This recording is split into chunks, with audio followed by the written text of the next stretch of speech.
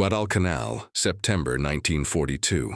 A Marine patrol freezes, not because they heard the enemy, because they heard nothing. 30 seconds later, Japanese soldiers materialized from the vegetation like ghosts. Half the patrol died before firing a shot. The jungle had tried to warn them. They just didn't know how to listen yet. The Pacific jungle is never silent. Anyone who's spent even 5 minutes in a tropical rainforest knows this truth immediately. It's a wall of sound so dense, so overwhelming, that new arrivals find it impossible to sleep, impossible to think, impossible to function. Cicadas scream in waves that rise and fall like sirens. Birds shriek territorial warnings from canopy layers invisible above. Monkeys howl and chatter, marking their domains with sound. Insects buzz in frequencies that seem to vibrate inside your skull. Frogs croak in rhythmic chorus as daylight fades. The jungle produces between 80 and 90 decibels of constant noise, roughly equivalent to standing next to a busy highway or inside a factory floor. For the first American Marines who landed on Guadalcanal in August 1942, this acoustic assault was maddening. They were young men, most barely out of high school, trained for conventional warfare in open terrain. They expected to hear commands shouted over artillery, the roar of engines, the sharp crack of rifle fire. Instead, they found themselves in a green hell where you couldn't see 15 feet in any direction, and the background noise made verbal communication nearly impossible beyond arm's length. The vegetation was so thick that entire Japanese units could move within 20 meters of American positions and remain completely invisible. Visibility was measured in feet, not yards. The jungle wasn't just an environment. It was an enemy in itself. But there was another enemy, one far more deadly than the terrain. The Japanese Imperial Army had been fighting in jungle environments since the invasion of Malaya in 1941. They had refined their tactics through brutal campaigns in the Philippines, in Java, in Burma. They understood something fundamental that the Americans had yet to learn. In the jungle, the loudest army dies first. Japanese doctrine emphasized what they called shinobi no jutsu, the art of silent movement, borrowed from centuries of warrior tradition. Their soldiers could move through dense undergrowth with almost no sound, communicating through hand signals, moving with a patience that bordered on supernatural. They wore soft-soled boots or sometimes went barefoot. They learned which plants made noise when brushed against and which could be moved silently. They could remain motionless for hours, even days, waiting for the perfect moment to strike. Their primary tactic was huke, the art of encirclement. Small Japanese units, typically 8 to 12 soldiers, would move in coordinated arcs through the jungle, positioning themselves in a semicircle around American positions. They would wait, sometimes for an entire day, allowing the encirclement to tighten like a noose. Then, at a predetermined signal, they would attack simultaneously from multiple directions, often launching the terrifying banzai charge, screaming warriors emerging from vegetation that seemed solid moments before. Or worse, they would simply open fire from concealment, picking off Americans one by one with precision rifle fire, before melting back into the jungle. For the Marines on Guadalcanal, this was a nightmare beyond anything their training had prepared them for. American military doctrine in 1942 was built on concepts developed in World War I and refined between the wars. It emphasized firepower, frontal assaults, clear lines of advance, and overwhelming force. These concepts worked brilliantly in North Africa, where visibility extended for miles, and mechanized units could maneuver across open desert. They would later work in Europe, where hedgerows and villages at least provided reference points and predictable cover. But in the Pacific jungle, every single principle of American warfare became a liability. The statistics from the first 2 months of the Guadalcanal campaign tell a brutal story. American casualties from ambushes and surprise attacks accounted for between 60 and 70% of all combat losses. Entire squads would be wiped out before they could return effective fire. Patrols would venture a few hundred meters from their perimeter and simply disappear. Sometimes their bodies would be found days later. Sometimes they were never found at all. The Japanese seemed to appear from nowhere, strike with devastating precision, and vanish before reinforcements could arrive. Marines began referring to them as ghosts, as phantoms, as demons who could walk through solid vegetation. Sentries posted around American perimeters found themselves in an impossible situation. Their job was to detect enemy movement and sound the alarm. But how do you detect an enemy you cannot see? Nighttime was worse. The jungle became absolutely black after sunset, the canopy so thick that even moonlight couldn't penetrate. Sentries would stare into darkness so complete that they literally couldn't see their own hands in front of their faces. They would hear the constant jungle noise and try to distinguish human sounds from animal sounds, knowing that a single mistake could cost dozens of lives. Some sentries began firing at shadows, at movements that might have been wind in the leaves or might have been an infiltrator. Others froze, paralyzed by the certainty that the enemy was out there, but unable to determine where or when the attack would come. The psychological toll was immense. Sleep deprivation became epidemic. Even when Marines were technically off duty, the combination of jungle noise and constant fear made real rest impossible. Men would lie in their foxholes, exhausted beyond measure, unable to sleep because their minds kept trying to process every sound, kept waiting for the silence that preceded death. Some suffered complete nervous breakdowns. Others developed a fatalistic acceptance, convinced that survival was simply a matter of luck rather than skill or preparation. Morale plummeted. The Japanese seemed to own the night, to own the jungle itself. How do you fight an enemy who can be anywhere, who strikes without warning, who kills and vanishes like smoke? Then something remarkable happened. The survivors started talking. Not the official after-action reports filed by officers, but the informal conversations between enlisted men who had lived through ambushes and were trying to understand why they were still alive.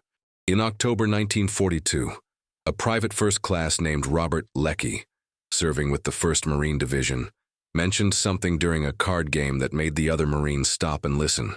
He described an ambush that his squad had barely survived. But before he described the attack itself, he described something else.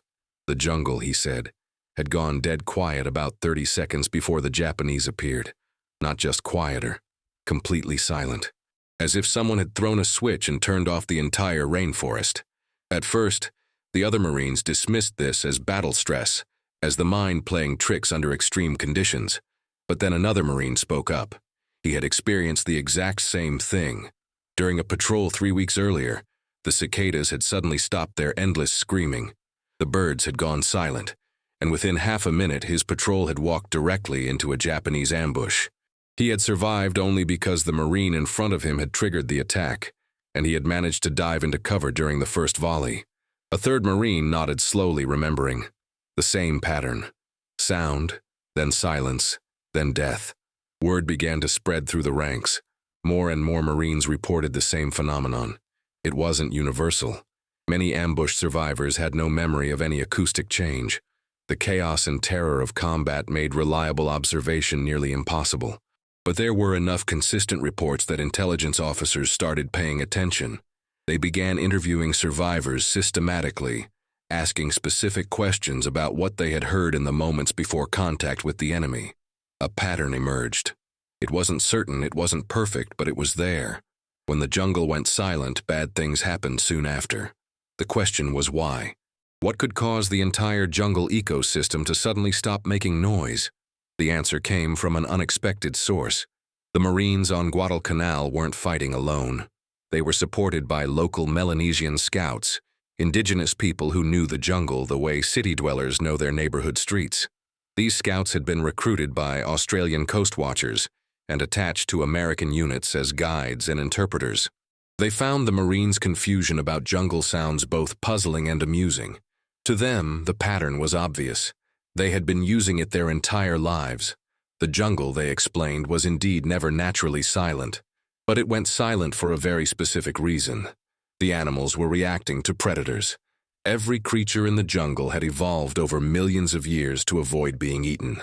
Cicadas, those insects whose mating calls created the baseline roar of jungle noise, would stop vocalizing the moment they detected ground vibrations from large animals moving below. Birds would flee or go silent when potential threats entered their territory, whether those threats were pythons, monitor lizards, or humans. Monkeys would stop their territorial calling and freeze when they sensed danger moving through the understory below their canopy positions. Frogs would cease their evening chorus when they felt vibrations in the water, indicating something large approaching the stream. Here was the crucial insight. Animals detected predators long before humans could. A cicada could sense footsteps through vibration receptors in its legs from 50 meters away. Birds could spot movement from elevated positions that gave them vastly better sight lines than humans struggling through undergrowth. Monkeys could hear the soft rustle of disturbed vegetation from 100 meters distant. The jungle animals weren't going silent randomly. They were going silent because they detected large groups of humans moving through their environment. And Japanese soldiers, no matter how skilled at silent movement, could not avoid displacing the ecosystem. A platoon of 12 men moving through dense jungle would create vibrations, would disturb vegetation, would emit scents and sounds that the hypersensitive rainforest fauna could detect. The Japanese could avoid making noise that humans would hear, but they couldn't avoid being detected by the jungle itself. The really fascinating aspect was directional. The silence didn't happen everywhere at once. It moved. As the Japanese unit advanced, they pushed a wave of silence ahead of them, like a bow wave from a ship. Cicadas in their path would go quiet. Birds in the canopy above would flee.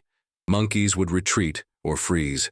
Behind the unit, as the perceived threat passed, the animals would gradually resume their normal behavior and the sound would return. This created what intelligence officers would later call an acoustic shadow, a zone of reduced or absent natural sound that indicated both the position and direction of travel of enemy forces. The size of the silent zone even indicated the size of the enemy unit. A single Japanese scout might silence the jungle in a radius of 20 or 30 meters, but a full platoon conducting an encirclement would create a corridor of silence 100 meters wide. If the Marines learned to listen properly, they could estimate not just where the enemy was, but how many there were and which direction they were moving. This was intelligence of staggering value. Visual detection in the jungle might give you 10 seconds warning before contact if you were lucky. Acoustic negative space detection, as it would later be formally termed, could give you 30 to 45 seconds. That doesn't sound like much. But in combat, the difference between 10 seconds and 45 seconds is the difference between chaos and preparation, between massacre and defense, between dying and living. Major General Alexander Vandegrift, commanding the 1st Marine Division, ordered tactical intelligence to investigate thoroughly. They interviewed the Melanesian scouts extensively, asking them to explain exactly how they used jungle sounds for navigation and threat detection. They discovered that indigenous hunters had been using this technique for generations.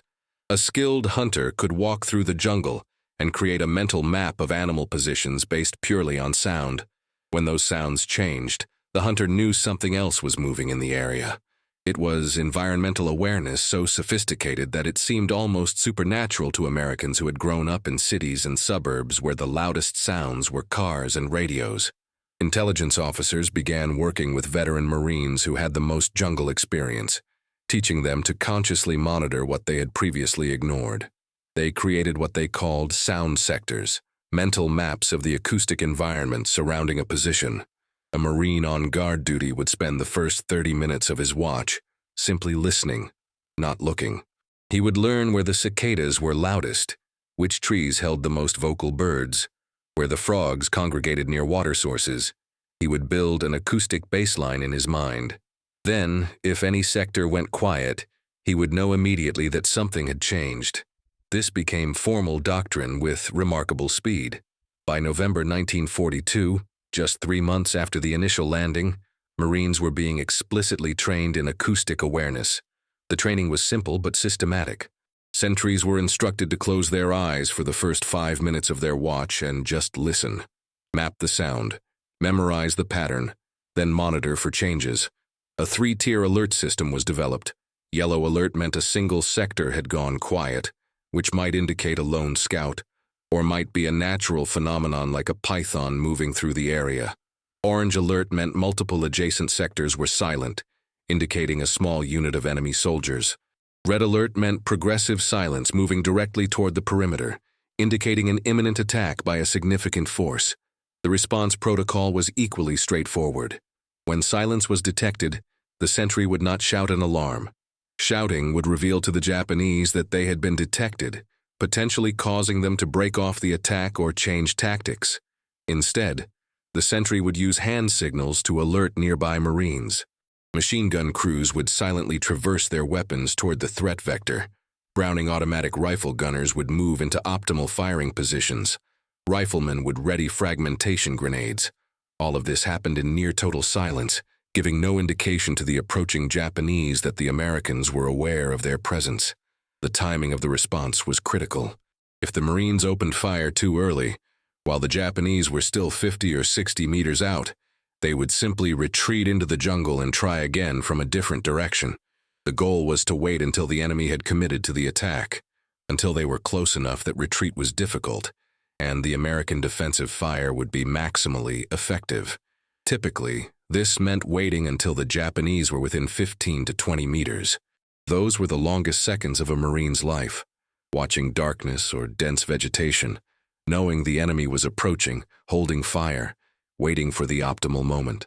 The first documented success using this new doctrine came on October 24, 1942, during a Japanese assault on the Henderson Field perimeter. Company C, 1st Battalion, 7th Marines, had established a defensive position along a tree line that bordered dense jungle. Around 2 in the morning, a sentry noticed the jungle noise in the northwest sector beginning to fade. He alerted his squad leader with hand signals. The squad leader listened and confirmed, not just fading, multiple sectors going quiet in sequence, the silence moving toward their position like an invisible wave. The word spread through the company in whispers and hand signals. Machine gunners adjusted their weapons to face northwest. Marines chambered rounds and fixed bayonets with deliberate quiet. Grenades were unpinned and held ready. For 45 seconds they waited in complete silence while the jungle silence moved closer. Then the Japanese emerged from the vegetation, perhaps 30 soldiers in the initial wave, expecting to catch sleeping Americans by surprise. Instead, they ran directly into prepared crossfire. The Marines opened up simultaneously. Machine guns, rifles, and Browning automatic rifles creating intersecting fields of fire that cut down the leading Japanese soldiers in seconds. Grenades thrown into the vegetation killed those who were still approaching, but not yet visible. The entire firefight lasted less than 2 minutes. When it was over, 37 Japanese soldiers lay dead. The Marines had suffered 2 casualties, both minor wounds. The company commander's after-action report included a sentence that would be repeated throughout the division. "We heard them not coming." News of this success spread rapidly through the Marine units on Guadalcanal. Other companies began implementing the acoustic awareness doctrine with immediate results. In November and December of 1942, Marine casualties from ambushes dropped by approximately 40% compared to the previous 2 months. Japanese commanders began noting in their reports that achieving surprise against American positions had become significantly more difficult. They didn't understand why. Captured documents from later in the war revealed Japanese intelligence assessments, speculating that Americans had developed some kind of technological detection device or were receiving signals intelligence about Japanese movements. The reality was much simpler and much stranger. The Americans had learned to let the jungle tell them where the enemy was. What's remarkable is how quickly the doctrine evolved from purely defensive to offensive application. By December 1942, Marine patrol leaders were using acoustic awareness not just to defend against ambush but to hunt Japanese forces. The technique was elegant in its simplicity. A patrol would move 50 meters, then stop completely and listen for 2 to 3 minutes. If the silence moved away from their position, it meant Japanese forces ahead had detected the patrol and were retreating. The Marines would pursue, using the moving silence as a tracking beacon. If the silence moved toward the patrol, it meant Japanese forces were advancing, and the Marines would prepare an ambush of their own, becoming the hunters rather than the hunted. This led to the development of what became known as the counter-encirclement maneuver. Japanese doctrine called for surrounding an enemy unit before attacking, creating a killing zone with no escape routes. But this tactic required the Japanese to move multiple units into position simultaneously, creating multiple sectors of silence around the target.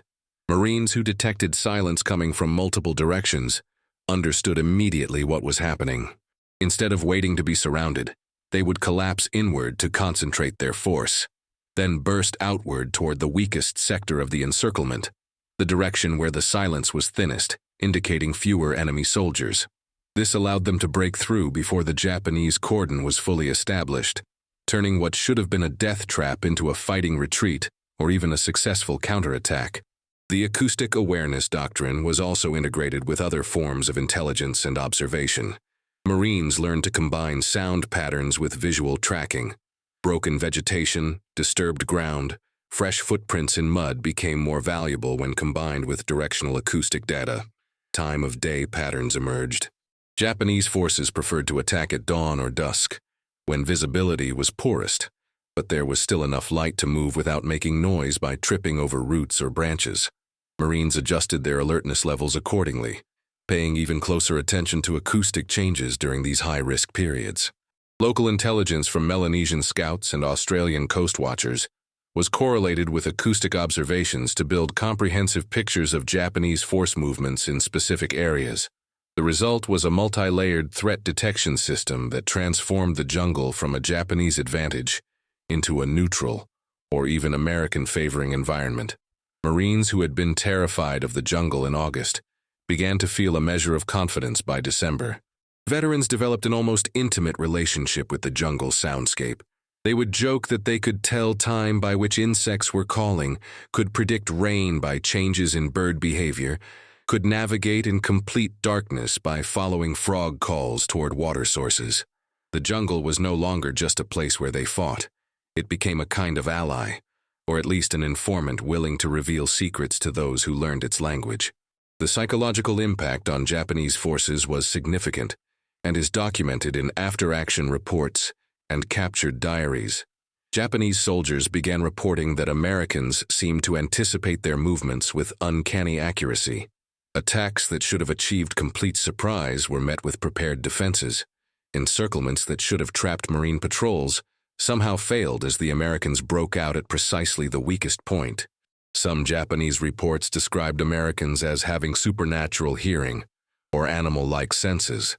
A few reports even suggested that Americans were using trained dogs or native scouts with mystical powers, anything to explain how they seemed to know where Japanese forces were despite the jungle's concealment.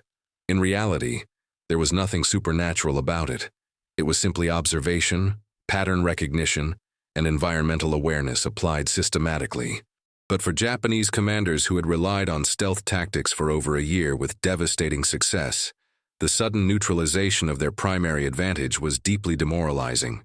Some units began avoiding jungle operations entirely, preferring to fight in more open coastal areas where traditional tactics applied. This was exactly what the Marines wanted. By mastering the jungle environment, they had pushed the Japanese out of their preferred terrain.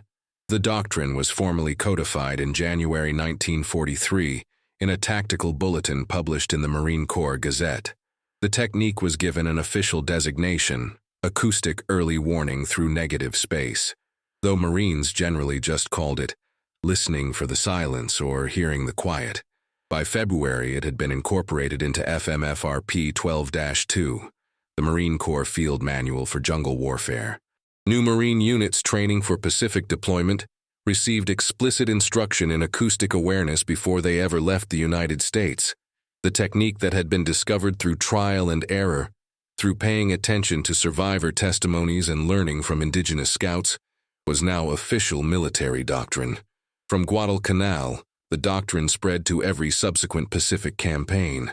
At Tarawa in November 1943, Marines used acoustic awareness to detect Japanese counterattacks across the narrow confines of Betio Island, where the jungle had been largely destroyed by naval bombardment, but coconut groves still provided some acoustic indicators. At Bougainville, also in November 1943, the dense rainforest was similar to Guadalcanal, and the technique proved equally valuable. At Peleliu in September 1944, the terrain was different, more coral caves and coral limestone rather than jungle, but the principle remained. Monitor the environmental baseline, detect disruptions, react to changes. Iwo Jima in February 1945 presented unique challenges. The island was volcanic, mostly barren rock and ash with little vegetation, and therefore minimal animal life. But Marines adapted the principle. On Iwo Jima, the absence of normal wind sounds or the echo patterns from caves indicated Japanese positions. At Okinawa in April 1945, the terrain was mixed, jungle interspersed with agricultural fields and villages. Marines applied acoustic awareness in the jungle sections while adapting their tactics for the more open areas. The core concept remained constant. Pay attention to what the environment is telling you. Army units began adopting the technique after observing Marine successes and receiving cross-training. The Office of Strategic Services, America's wartime intelligence agency and predecessor to the CIA, incorporated environmental awareness training into its programs for operatives being inserted behind enemy lines in Burma, China, and elsewhere in Asia. The doctrine even influenced post-war counterinsurgency training for conflicts in environments ranging from the jungles of Southeast Asia to the mountains of Korea. The Korean War from 1950 to 53 saw limited application of the acoustic awareness doctrine. The terrain was primarily mountainous rather than jungle, and the ecosystem was different, temperate rather than tropical. But the underlying principle was maintained. They establish baseline environmental conditions, monitor for disruptions, treat absence of normal activity as a potential indicator of enemy presence. Chinese and North Korean forces moving into position before ambushes would often displace local wildlife, creating zones of unusual quiet that alert American and South Korean soldiers learned to recognize. Vietnam from 1965 to 1973 saw the most comprehensive revival and expansion of the doctrine originally developed on Guadalcanal. The jungles of South Vietnam were remarkably similar to the Pacific Islands of World War II. The same dense vegetation, the same overwhelming background noise from cicadas and birds, the same limitations on visibility. Viet Cong forces employed stealth and ambush tactics nearly identical to those used by the Japanese 20 years earlier. The acoustic awareness doctrine was not only revived, but enhanced with technology. Operation Igloo White deployed thousands of electronic acoustic sensors along the Ho Chi Minh Trail, attempting to mechanize the principle of listening for environmental disruptions. The sensors had mixed success, but human observation remained more reliable in many situations. Australian and New Zealand forces serving in Vietnam shared their own versions of the technique, developed during the Malayan emergency in the 1950s. There was extensive cross-training between American, Australian, and New Zealand units, each contributing refinements and variations to the core doctrine. The principle that had been learned on Guadalcanal was now truly international military knowledge. In modern times, the acoustic awareness doctrine is taught as part of CR training, survival, evasion, resistance, and escape programs that prepare military personnel for operations in hostile environments. The specific application has evolved. In Afghanistan and Iraq, American forces learned to apply the principle to urban environments. The absence of normal city sounds, empty streets that should be busy, markets that suddenly go quiet, these became indicators of potential ambushes or improvised explosive devices. The environment was completely different, but the concept remained the same. When the normal pattern breaks, there's usually a reason, and that reason is often danger. Wildlife biologists and conservation researchers have also adopted versions of the technique. Tracking animal populations through sound pattern disruption has become a valuable tool for understanding ecosystem health and detecting poaching activity in remote areas. The military doctrine developed under fire on Guadalcanal has found peaceful applications in protecting endangered species. But perhaps the most important lesson from the acoustic awareness doctrine isn't tactical or technical, it's philosophical. Military forces, particularly American forces with their emphasis on technological superiority and overwhelming firepower, often default to imposing their will on the environment. The assumption is that superior equipment, better weapons, more resources will overcome any challenge. Guadalcanal taught a different lesson. Sometimes the best solution isn't about imposing your will. It's about paying attention, about learning from the environment, about adapting to the reality you're facing rather than trying to force reality to conform to your expectations. The Marines who discovered acoustic awareness didn't develop new technology. They didn't request better equipment or more firepower. They simply learned to observe what was already there, to listen to information the environment was providing for free to anyone willing to pay attention. Indigenous scouts had been using this technique for generations. The Marines' innovation was recognizing its value, codifying it into doctrine, and teaching it systematically to thousands of soldiers who had grown up in environments where such awareness was unnecessary. There's a paradox at the heart of the story. The Japanese military had perfected the art of silent movement, of becoming invisible in the jungle, of approaching without being heard. They were genuinely skilled at stealth in ways that most American soldiers could never match. But their very skill created their vulnerability. By moving so silently through the jungle, they created something even more noticeable than noise. They created silence. And silence in an environment that is never naturally quiet became the most obvious signal of all. You cannot be more silent than the silence you create. This is the fundamental truth that the Japanese could not overcome. No matter how carefully they moved, no matter how perfectly they executed infiltration techniques, they could not prevent the jungle itself from reacting to their presence. The harder they tried to be invisible, the more visible their absence became. They mastered the art of moving without sound, but could not master the art of moving without displacing the ecosystem around them. American adaptation deserves recognition as well. The United States military entered the Pacific War woefully unprepared for jungle combat. Training, equipment, doctrine, everything was wrong for the environment they faced.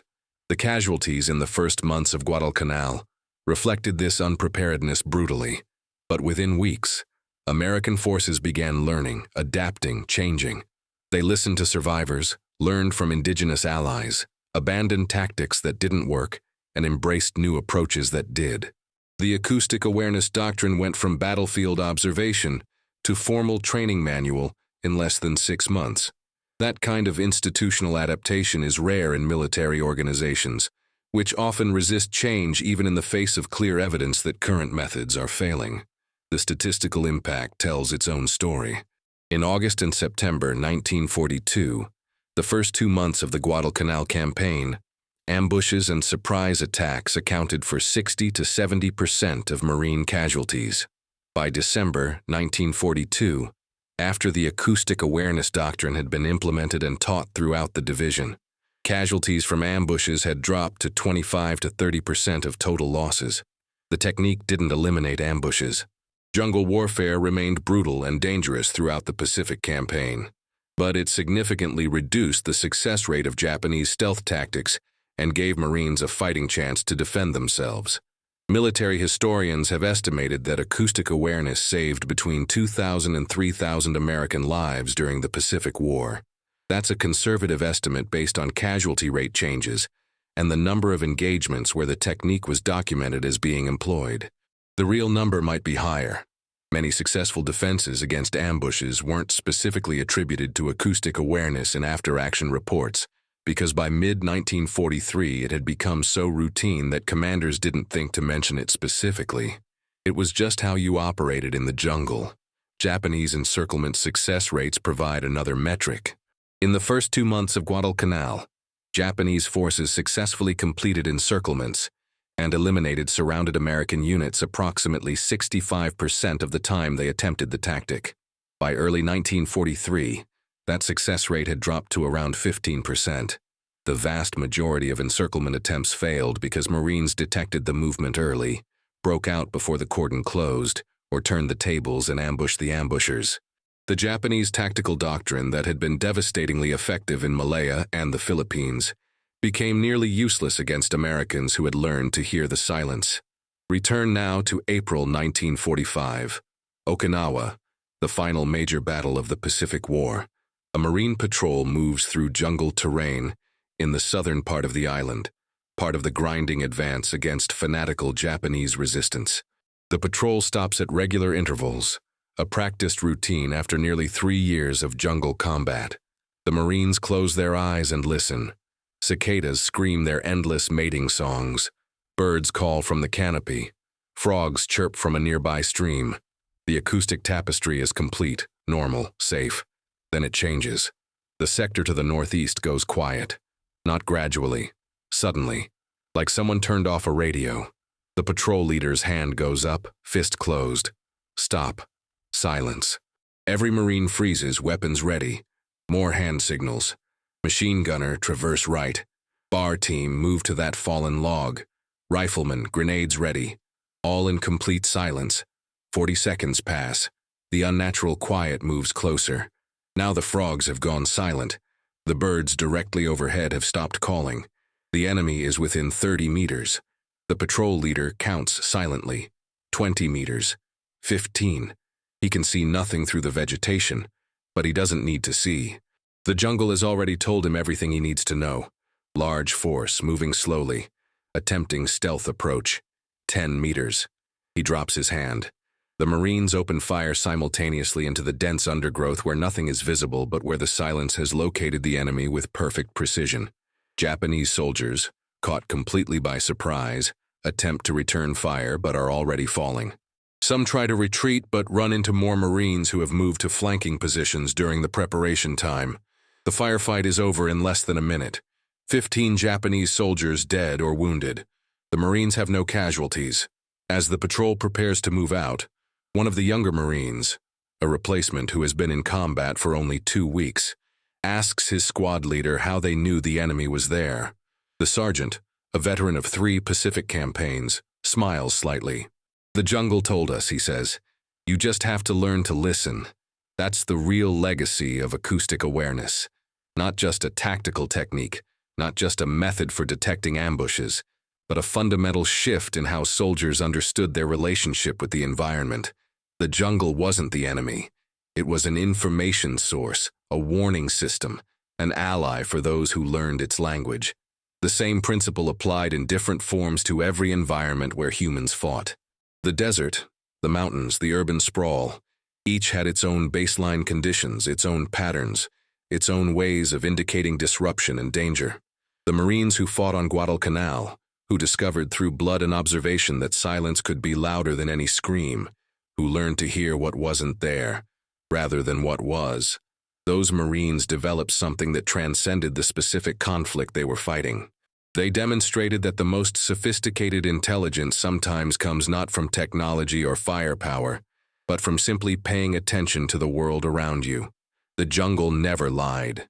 It never betrayed those who learned to listen. It simply told the truth about what was moving through its domain. All the Marines had to do was learn to hear it. 2,000 to 3,000 lives saved by learning to notice when the cicadas stopped singing. 65% encirclement success rate reduced to 15% by understanding that animals react to danger before humans do. An entire tactical doctrine built on the simple observation that in an environment that is never naturally quiet, silence itself becomes the loudest signal. The Japanese were masters of stealth, shadows moving through darkness, infiltrators who could approach within arm's reach before being detected. But they could not defeat the jungle's own early warning system, could not prevent the ecosystem from announcing their presence to anyone wise enough to listen. 30 seconds of silence. That was the warning.